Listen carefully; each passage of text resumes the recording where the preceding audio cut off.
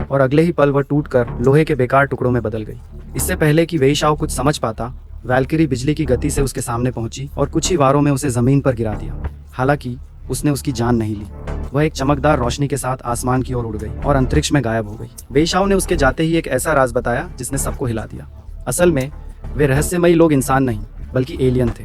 उनका अंतरिक्ष यान पूरी तरह खराब हो चुका था और उसका ऊर्जा तंत्र नष्ट हो गया था। उसे दोबारा चालू करने के लिए उन्हें विशेष जीन वाले इंसानों की जीवन ऊर्जा की जरूरत थी और वेईशाओ की प्रेमिका उन्हीं खास जीन वाले लोगों में से एक थी। वे उसकी प्रेमिका के अपहरण के सुरागों का पीछा करते हुए एलियनों के गुप्त ठिकाने तक पहुंच गए।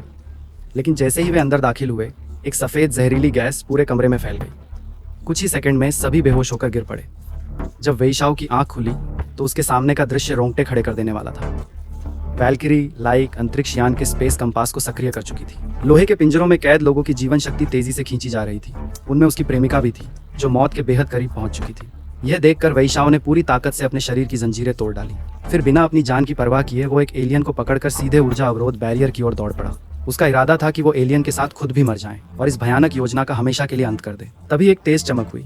अगले ही पल वेईशाओ और वह एलियन दोनों रहस्यमयी रोशनी में गायब हो गए। एलियनों की विनाशकारी रस्म बीच में ही रुक गई और पूरी मानवता पर मंडरा रहा भयानक संकट आखिरकार टल गया।